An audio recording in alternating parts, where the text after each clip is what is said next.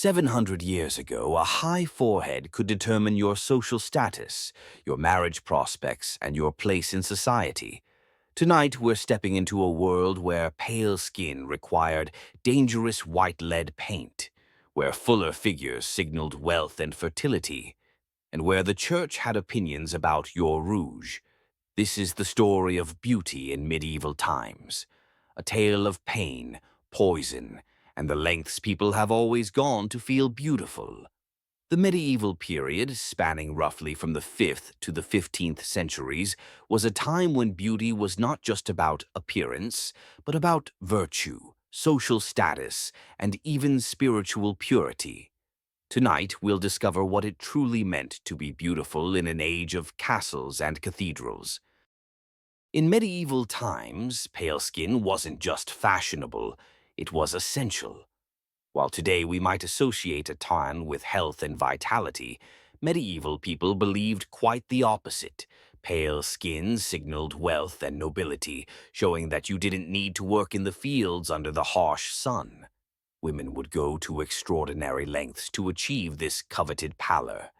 They would apply white lead powder to their faces, despite its toxic nature. This dangerous cosmetic contained compounds that we now know could cause serious health problems.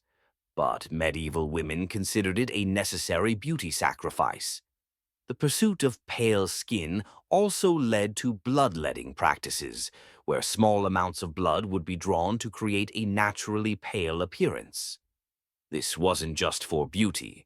Medieval medicine believed that bloodletting balanced the body's humors, making it both a cosmetic and medical practice.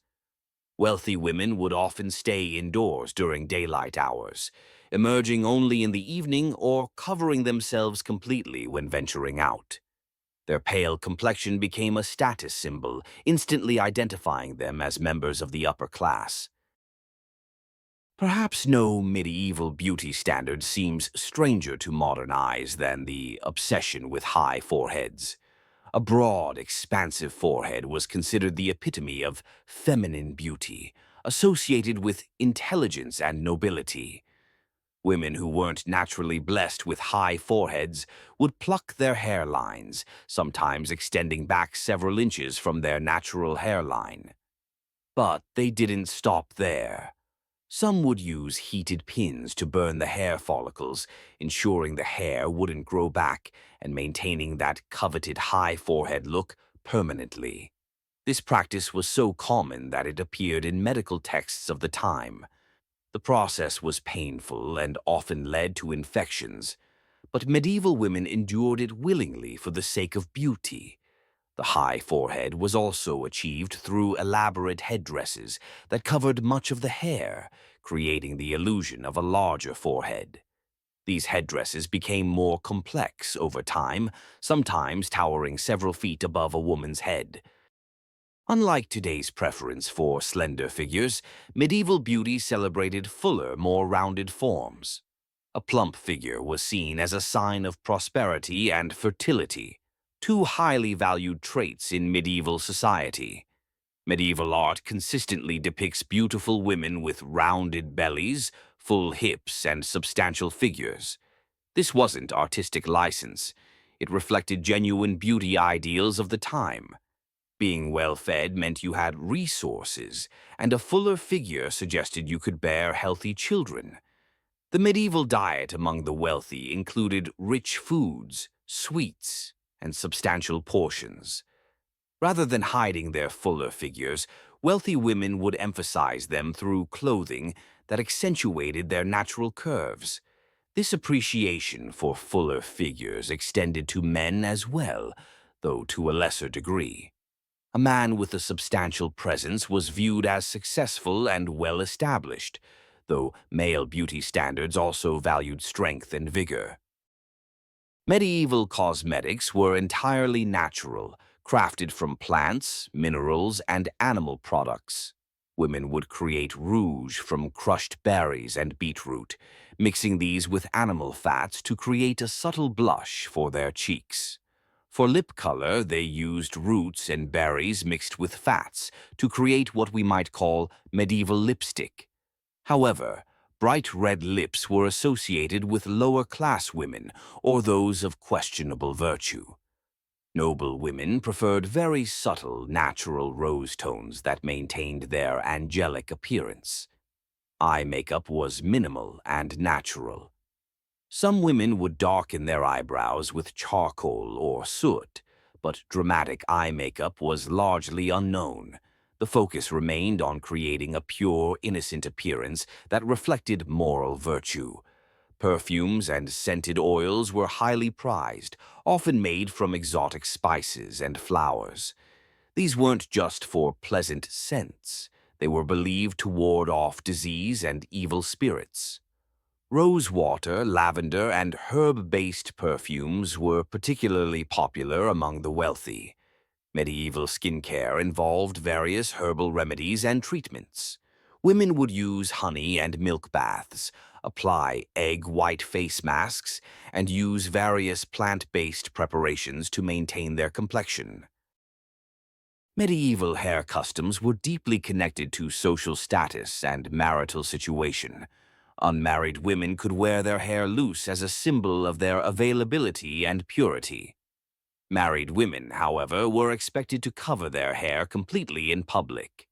When hair was visible, it was often elaborately styled.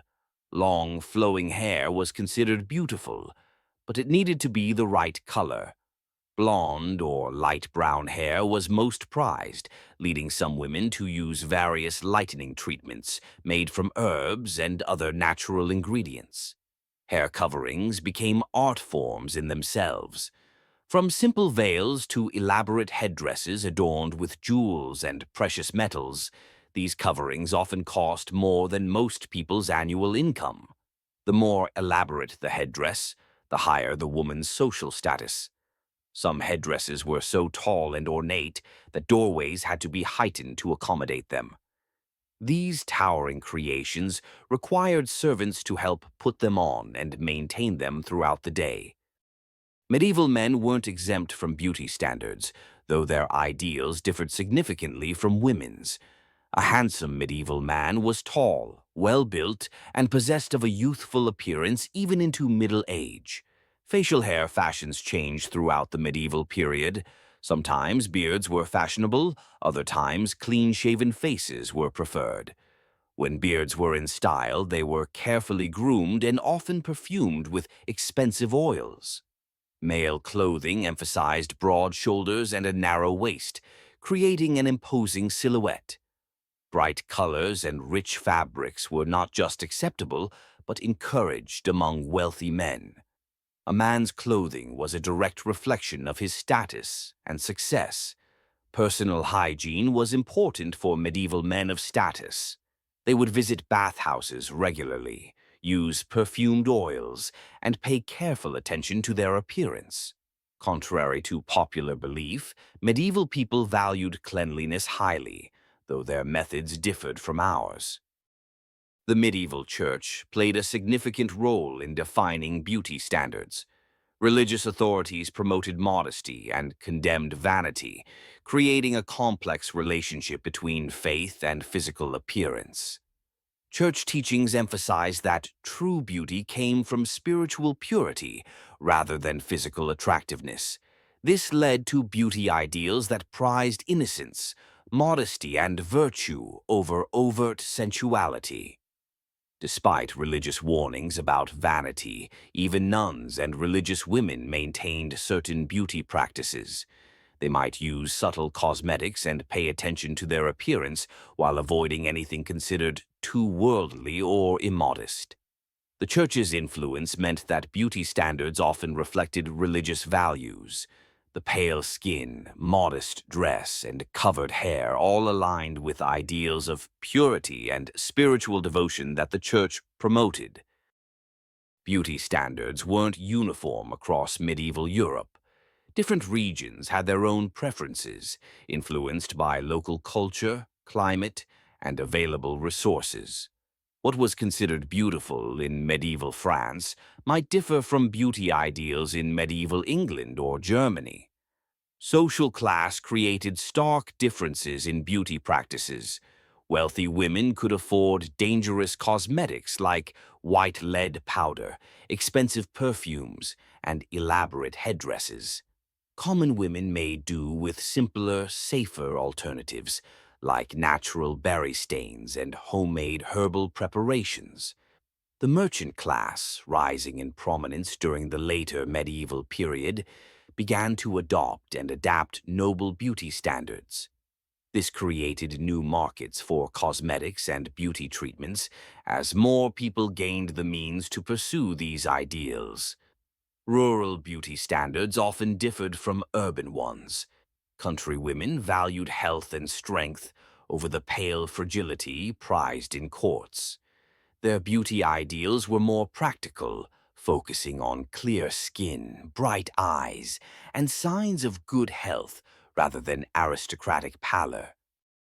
As we've seen tonight, medieval beauty standards were complex, influenced by religion, social status, and cultural values that seem foreign to us today. The pursuit of beauty in medieval times required dedication, resources, and often considerable risk. These beauty ideals tell us as much about medieval society as they do about medieval aesthetics. They reveal values around wealth, virtue, fertility, and social position that shaped every aspect of life in the Middle Ages. So, as you drift off to sleep tonight, perhaps you'll dream of a time when beauty meant something entirely different, when a high forehead was the height of fashion, and when pale skin told the world exactly who you were and where you belonged. Thank you for joining me on this journey through medieval beauty. Sweet dreams, and remember, beauty truly is in the eye of the beholder, shaped by the times in which we live.